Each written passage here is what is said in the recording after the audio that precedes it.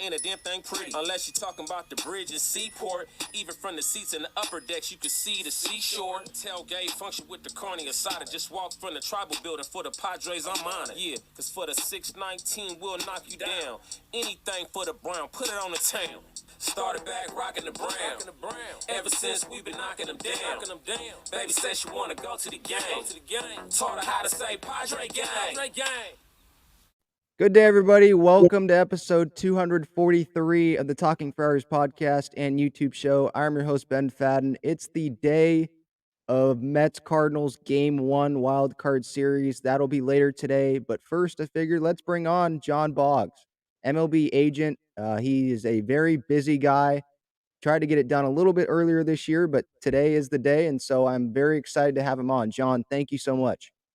Thanks for having me on, Ben. It's a real pleasure, and I'm excited to be on this podcast. And I love the rap, but prior to it, the intro, that was good.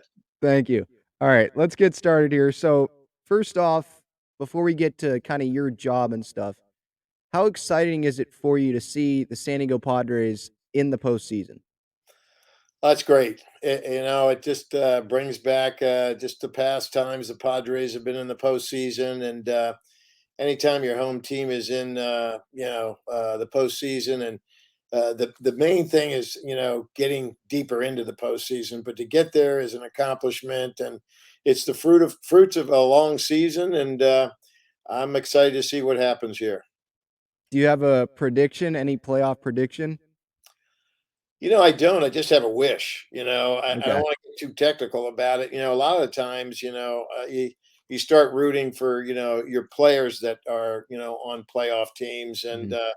obviously I've got Pierce Johnson on the Padres, so Yep. I'm rooting hard. But the other factor is it's your home team in San Diego, and I've been living in San Diego since 1983, and so you're really kind of rooting for the home team because I know what kind of excitement it brings the city, and it really brings everybody together. And there's just nothing like the electricity of a postseason.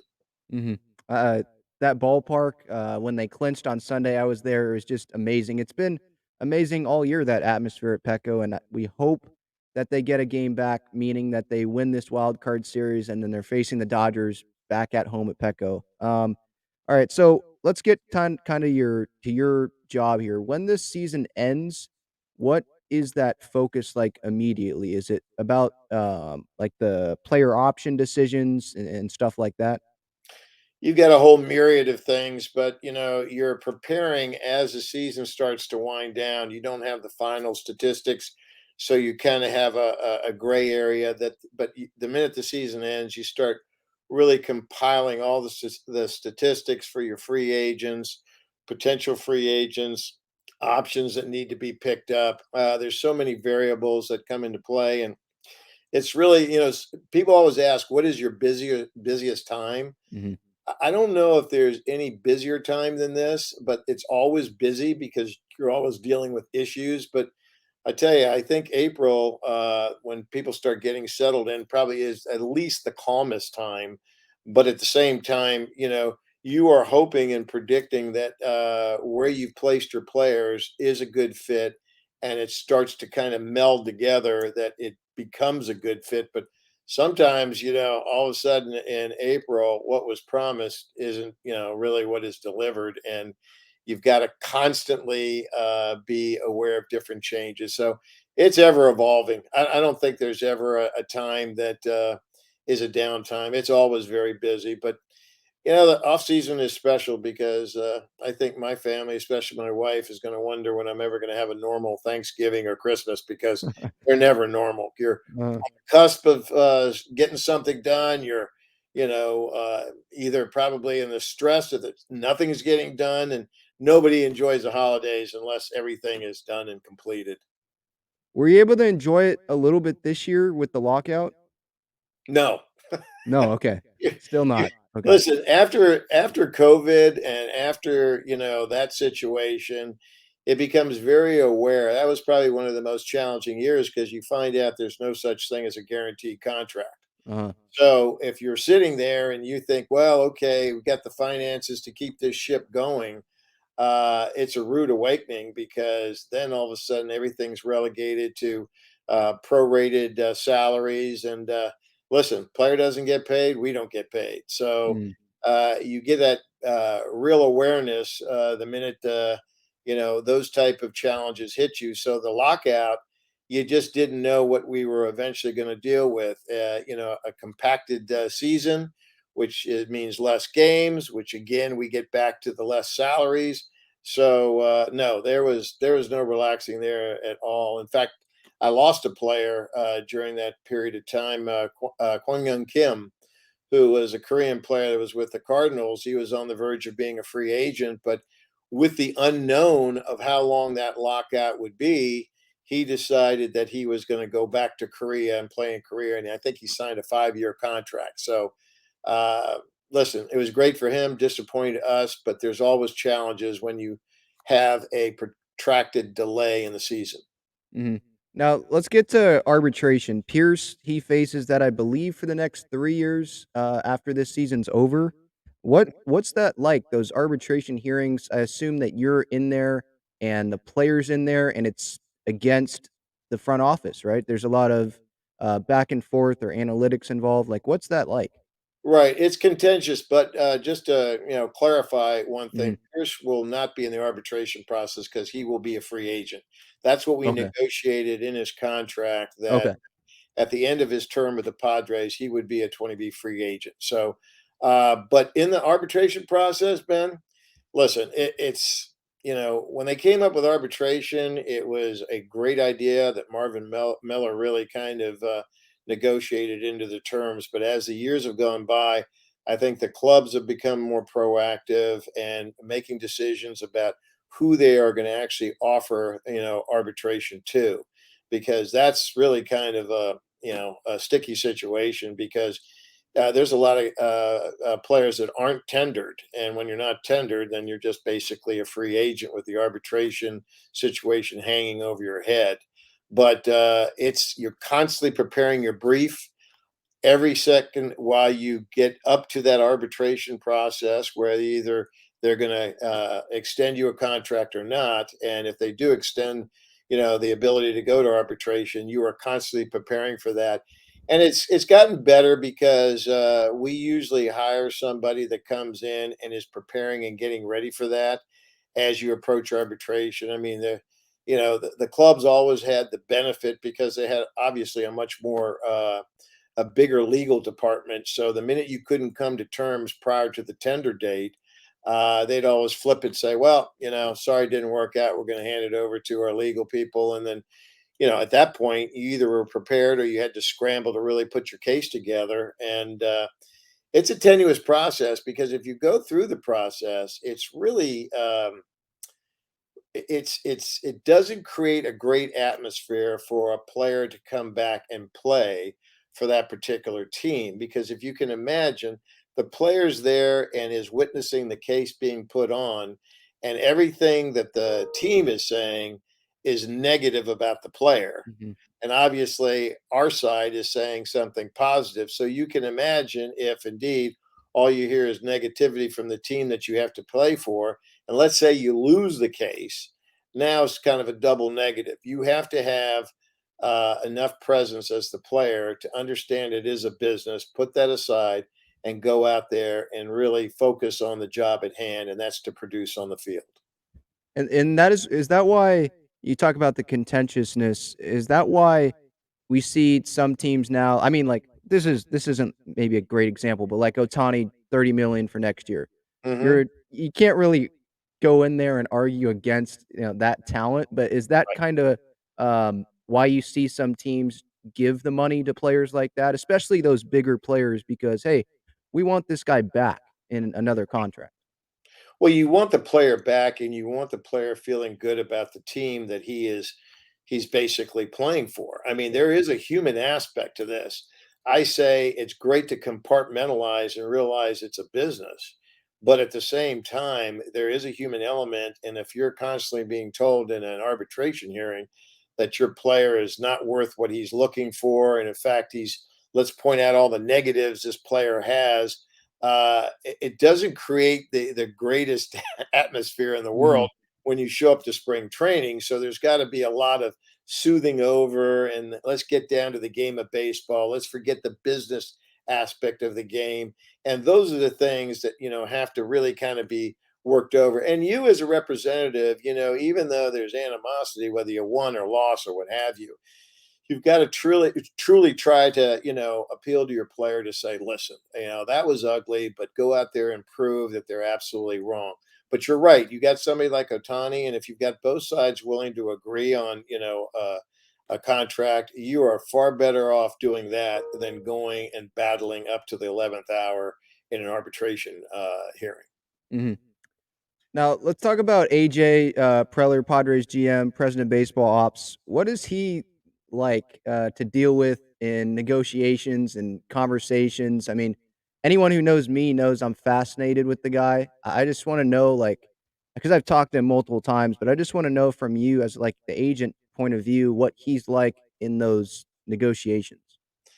No, AJ is very good. Now, I haven't had to do an ARB case against AJ. I'm sure he'd be formidable in that. But again, he is helping put the case together with whoever is going to present the case for the Padres. I'm not aware of whether he puts on the case or somebody else. I would think probably somebody else, but could be wrong. But in negotiating with AJ, he knows his stuff, and you have to know your stuff. And if he likes a player that you represent, hey, you're pretty fortunate because I've pitched him on a lot of guys in the past, and it really hasn't rung his bell. And so you know where you stand with them. But I think it's probably, let's just put it to you this way, it's a little bit more advantageous if you've got a player he really wants because he will do everything to try to get him with that ball club, which is the Padres. And you want a GM like that because he wants to pursue somebody he thinks is going to win for the organization.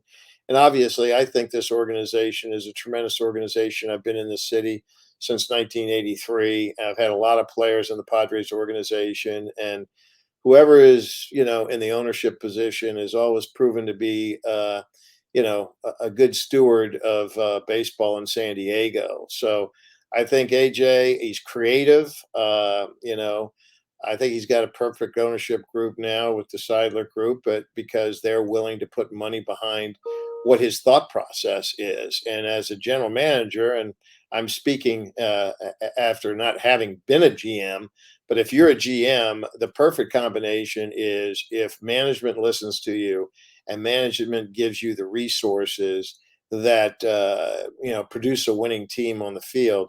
That's the best combination that you're looking for, and I think AJ has it with ownership here in San Diego, and hopefully, tonight at 5 o'clock Pacific time, it'll be the start of moving in the right direction as far as the playoffs and getting us to the promised land, which is the World Series and obviously a World Series title. I sure hope so. With AJ, one more question about him. Has there ever been like a time where you're really pitching him hard on a player and maybe you think that he's gonna bite on it? You think that he's gonna give it to you or like contract wise, like money wise, but you just can't get there. Has that ever happened? Yeah, and it not only money wise, but the perception is initially, hey, we have some interest, or Uh-huh. that interest you continue to pursue. But it's like in every, with every team and with every player, either that pursuit really starts to develop into something tangible, or it starts to fade away. And then you've got to read the tea leaves as to why it's fading away. And a lot of the times you're going to understand that not just from the individual or the club, you're going to understand that from the rumors that are, showing themselves out there in general media or social media. You start going, oh, well, that's why, I haven't gotten a return call. Mhm. It looks like they're onto this player, onto that player. But then the job that an agent has to do is vet that out and hopefully get an understanding that, hey, listen, is there still interest in my player, or has it starting to wane because I've read are interested in X, Y, and Z? And Mhm. sometimes they say, no, that's not the case. We are interested, but we're dealing with a couple other issues, so we'll get back to you. Or whatever you're reading is not the case, but we do have interest in another player that might affect your player, but it's not the one that's being discussed in the media. Mhm. So there's a lot of, how should I say it? It's like a kabuki theater. You're constantly trying to find out the reality and the truth behind something, and that's part of the game that you're playing. It's cat and mouse because the off season and trying to sign players until you get something solidified, you don't know what you have until the deal is done. But more importantly, not the deal is done because you could do the deal. The main principle is if they pass the physical. Yeah. Mhm. That's the key. Yeah, and I was gonna ask this question a little bit later, but now that you kinda mention it, what is your kind of viewpoint on, contract offers or trade offers being leaked through the media? Is it sometimes from your side of things, or is it mostly the teams? Or because I know, like, the trade deadline usually, the trade offers I'm talking the Scherzer thing with Ken Rosenthal, obviously. Like, Mhm. that was for me, it felt like that's probably or it could have been Boris, but it feels like that was the Nationals trying to use the Padres to get more from the Dodgers. Like, what are your thoughts on that happening?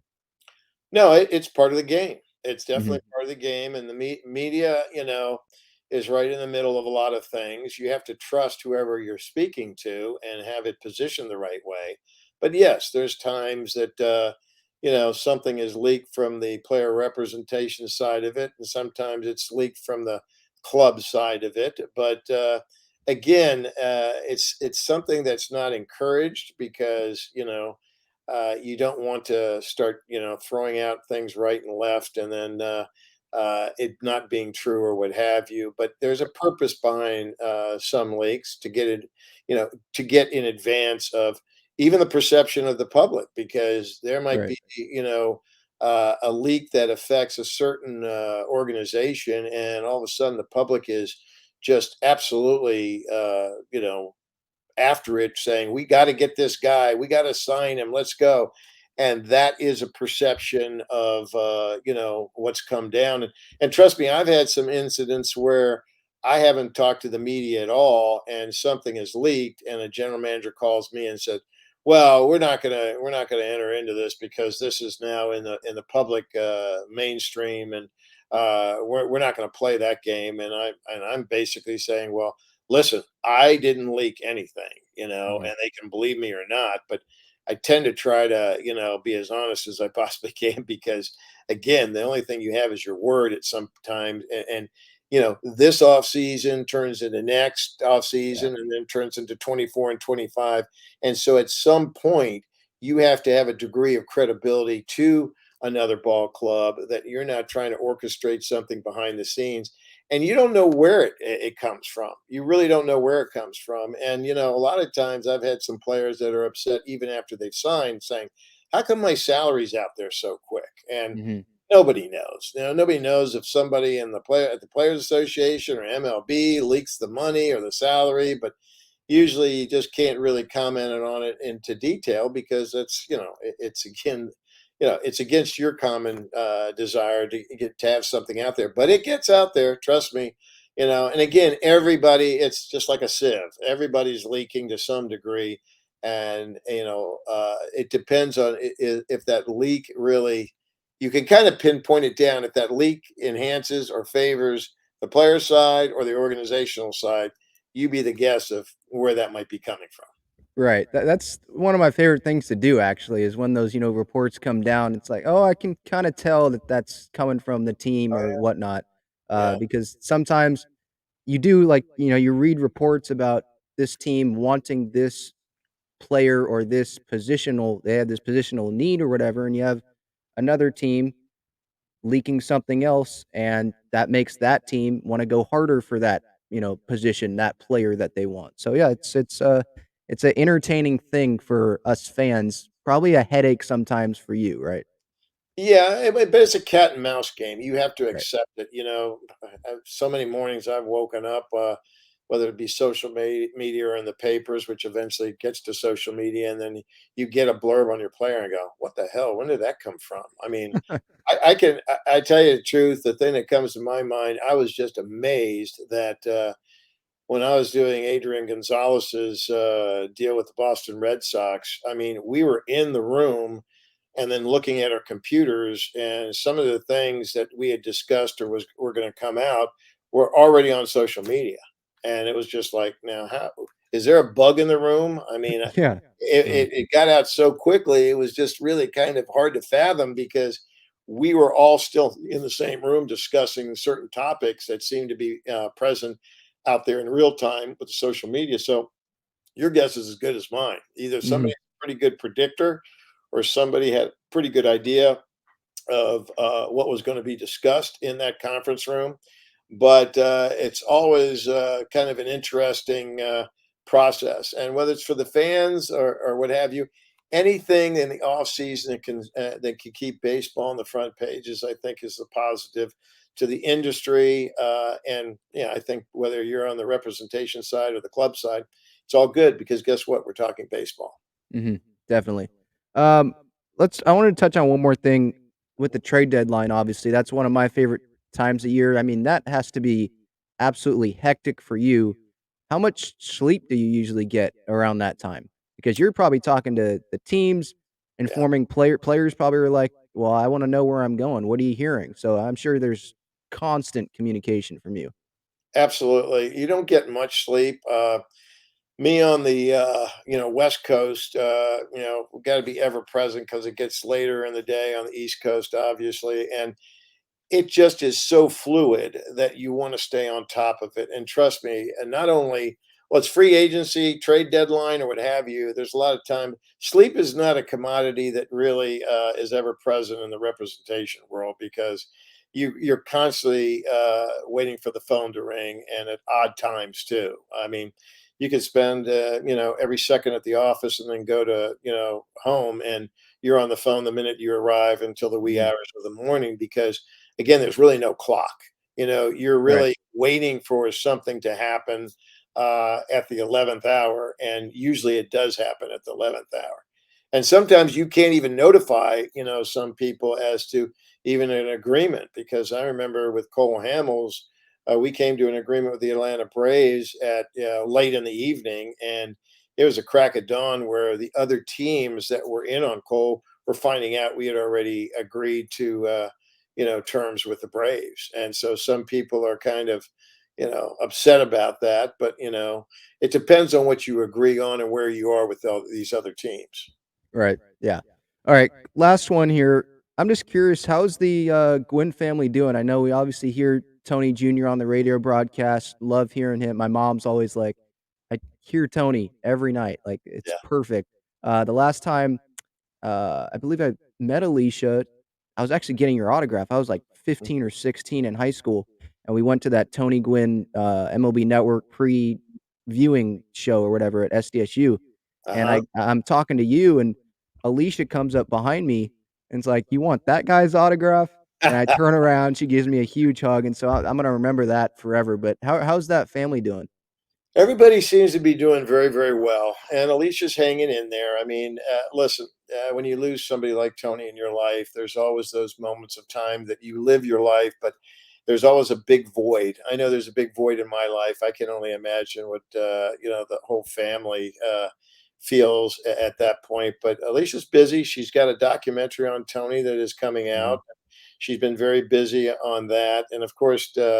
Tony Jr. is doing a tremendous job. I'm blessed to be able to represent him also. And so, after, a period of time when I kept on telling Tony, God, you sound just like your dad. Oh my gosh, that's exactly what your dad would say. And I finally cut that out. And I think it was most appreciated by him. And Mhm. Anisha is doing very well. Her and Kennard, her husband, are back on the East Coast, and she seems to really enjoy the East Coast. And, they're just a tremendous family. And again, as we're lucky to have somebody like Tony Jr. that is basically on the airwaves and still really embedded in the community the way he is, and his tremendous family, and Elise, his wife, have done tremendous job raising their family. I think Tony is looking down on them and all of us, and smiling, especially what the family has done and accomplished, and how they've carried themselves in the community.